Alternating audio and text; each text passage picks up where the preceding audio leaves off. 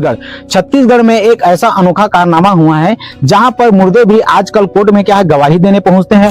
अनपढ़ लोग सिग्नेचर करते हैं, गलत जो है एड्रेस के आधार पर यहां पर जो है पंचनामा तैयार किया जाता है और वहां पर शपथ पत्र के आधार पर दूसरे का जमीन दूसरे के नाम पर कर दिया जाता है। इस तरीके से जो छत्तीसगढ़ में राजस्व का काम चल रहा है। छत्तीसगढ़ यहाँ जमीन पर जिंदा के हक से ज्यादा मुर्दों की गवाही और फर्जी अंगूठा हस्ताक्षर की नोटरी का बोलबाला है। राजस्व तंत्र में इस कदर खेल चल रहा है कि सालों पहले मर चुके इंसान आज भी गवाही देने के लिए खड़ा कर दिए जाते हैं और अनपढ़ किसान के नाम पर चमचमाती नोटरी में हस्ताक्षर हो जाते हैं। परिणाम गरीब की पुश्तैनी जमीन कागजों में बेमौत लुट जाती है और प्रशासन ऊपर से नीचे तक शांत है। बलौदाबाजार जिले के ग्राम बिलारी के पीड़ित बसंत कुमार निषाद का आरोप सीधे उस सिस्टम पर है जो न्याय देने का दावा करता है, लेकिन कानूनी लूट का सबसे सुरक्षित ठिकाना बन चुका है। जहां बसंत कुमार निषाद बताते हैं कि मेरे पिता के भाइयों और उनके बेटों ने फर्जी गवाही, नकली हस्ताक्षर और 100 साल पहले मर चुके व्यक्ति के बयान के आधार पर मेरी पैतृक जमीन अपने नाम करा ली।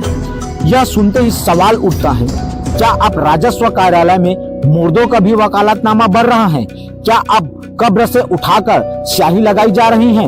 बता दें कि अदालत में जीत और फिर भी जमीन गायब। बसंत कुमार ने लंबी कानूनी लड़ाई जीती, न्यायालय का फैसला उनके पक्ष में आया। तहसील कार्यालय ने लगभग 3 एकड़ पैतृक जमीन आधिकारिक पर्ची भी जारी कर दी, मगर कहानी यही खत्म नहीं होती। कोरोना काल में जहां आवागमन पर रोक थी, बसंत अपने परिवार के साथ बिलासपुर जिले के सोनलोहरसी में बने एक छोटे से झोपड़े में जी रहा था। इसी बीच वह B1 B2 नहीं निकलवा पाया। 2 साल बाद जब कागज निकाले, सारा रिकॉर्ड पलट चुका था। लगभग 3 एकड़ जमीन चचेरे भाइयों के नाम चला गया। जहां फर्जीवाड़े की फाइल मिली तो चौंकाने वाले तथ्य सामने आए। मर चुके व्यक्ति की गवाही को जिंदा बयान माना गया। अनपढ़ के नाम पर नोटरी में खुद हस्ताक्षर, बिना बसंत की स्याही, नामांतरण की प्रक्रिया पूरी, पैतृक भूमि पूरी तरह से हड़प ली गई। अब सोचना यह है, क्या राजस्व कार्यालय में अंगूठा, हस्ताक्षर और मौत की तारीख भी बोली लगती है? छत्तीसगढ़ में राजस्व का काम कुछ इस तरीके से होता है जिसे जानने के बाद आज आप भी हैरान हो जाएंगे। जी हाँ, हम बात कर रहे हैं छत्तीसगढ़ के जो राजस्व विभाग में जमीन समस्या मामलों में सुलझने वाले समस्याओं की। जहां पर जो मामला है, जब तहसील कार्यालय या फिर SDM कार्यालय या फिर विभागीय अधिकारी में जब केस चलता है किसी जमीन विवाद को लेकर, तो यहाँ पर किस तरीके से काम होता है, कैसे यहाँ पर जो गरीब जनता को जो है राजस्व विभाग के आला अधिकारियों के उनके कार्यालयों के चक्कर काटना पड़ रहा है, जिसका जीता जागता प्रमाण हम आपको बताएंगे। छत्तीसगढ़ में एक ऐसा अनोखा कारनामा हुआ है जहां पर मुर्दे भी आजकल कोर्ट में क्या है गवाही देने पहुंचते हैं। अनपढ़ लोग सिग्नेचर करते हैं और साथ ही साथ गलत जो है एड्रेस के आधार पर यहाँ पर जो है पंचनामा तैयार किया जाता है और वहां पर शपथ पत्र के आधार पर दूसरे का जमीन दूसरे के नाम पर कर दिया जाता है। इस तरीके से जो छत्तीसगढ़ में राजस्व का काम चल रहा है। जी, हम बात कर रहे हैं गरीब परिवार की, जो बिलारी गांव के रहने वाले हैं। यहाँ पर बसंत भाई हैं, बसंत जो निषाद हैं, लगभग अपने जो निजी जो पैतृक संपत्ति है इनको पाने के लिए आज ये विभाग के जो राजस्व विभाग के चक्कर काट रहे हैं। पहले तो इनका केस लगा हुआ था, केस में ये लोग जीत हासिल कर लिए, उसके बाद इन लोगों के नाम से पर्ची लाट हुआ। लेकिन वहां पर गनीमत देखिए, जब कोरोना काल का सीजन आया, भयंकर महामारी है, उस वक्त लॉकडाउन लगा था पूरे देश में। इस वक्त कहीं आवागमन बंद था, तब यह अपना जमीन का चेक करें। विगत 2 साल गुजरने के बाद जब यह अपना जमीन का B1 जब चेक करते हैं तो वो दूसरे के नाम बताए, दूसरे यानी कि इनके जो है चाचा के नाम बताते हैं। यानी कि फर्जी तरीके से वे लोग इनके जो है लगभग 2.5 एकड़ जमीन को अपने नाम करा लिए। अब उनको पाने के लिए विभाग के चक्कर काट रहे हैं, इनकी कहीं पर सुनवाई नहीं हो रही। सीधे तौर पर उनसे बात करना चाहेंगे, क्या करना है। जी बसंत जी, बताएंगे कैसे समस्याओं से जूझना पड़ रहा है और क्या समस्या क्या है, बताएंगे पूरी बात। मैं शासन से जा जाके चक्कर काटते रहे, SDM मेरा भी, तहसीलदार करा भी, लेकिन कोई प्रकार के सुने नहीं होते मोर। अच्छा, एक पहले तो केस लड़ रहा था तो नाम मारिस का जमीन है? हाँ, तहसील से भी हो गई से मोर। कतक जमीन तो नाम मारिस है? टोटल 2 एकड़ 43 डिसमिल। 2 एकड़ 43 पर्ची भी बना दी से। पर्ची भी बना दिया था ना। हाँ। उसके बाद में ऐसा क्या हुआ कि पूरी जमीन दूसरे के नाम में चला गया? उसके बाद ना हमारे जो शासन जो है ना अपने ही नाम में 2 एकड़ 43 डिसमिल का पर्ची बना के दी से। फिर लॉकडाउन लगी से, लॉकडाउन में हम आना जाना बंद रही से, हर गांव में बेरल लगा दी से।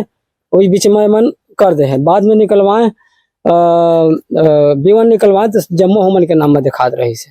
तो जो करना है कर ले, और हमन शासन से हमन चकवाड़ रहे हैं, हमन अपन तरीका से चकवाड़ रहे हैं, जो करने है जा उखाड़ ले, जा कहाँ कर ले ऐसे बोला थे। उसके बाद में तो आपने शिकायत की, अभी भी आपका शायद तक केस चल रहा है, क्या हो रहा है इसमें, क्या बोल रहे हैं वकील और क्या कुछ है बताएंगे? आएगा खेत करके बोलते, लेकिन कोई प्रकार के पता नहीं चल रहा था मुला। अच्छा, हाँ ऐसे 3 साल हो गए।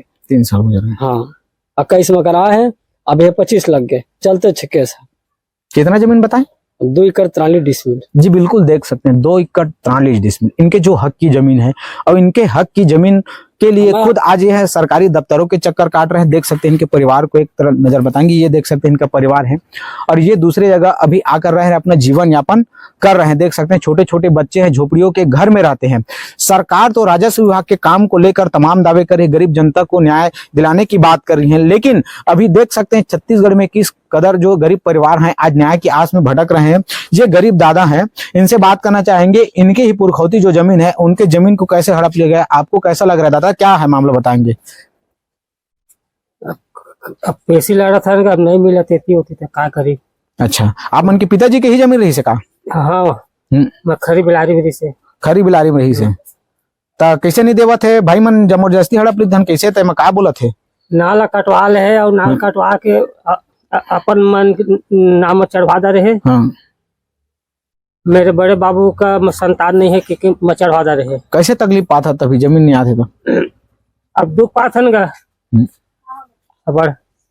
जी बिल्कुल देख सकते हैं किस तरीके से यहाँ पर जो है राजस्व विभाग के कामों में कैसे जो विभाग के अधिकारी हैं लापरवाही बरती, जिसके चलते आज एक पूरा परिवार सड़क पर आ उतरा है, और जहां सड़क पर आने के बाद इनको आज काफी दिक्कतों का सामना करना पड़ा। बहरहाल के लिए अब देखना यह होगा कि खबर चलने के बाद इस पर क्या छत्तीसगढ़ राज्य सरकार क्या अमल करती है और क्या बड़ी कार्रवाई करती है, अब देखने वाली बात है। आगे खबरों के लिए बने रही खबरें सच तक न्यूज चैनल से, मैं पप्पू यादव, रायपुर।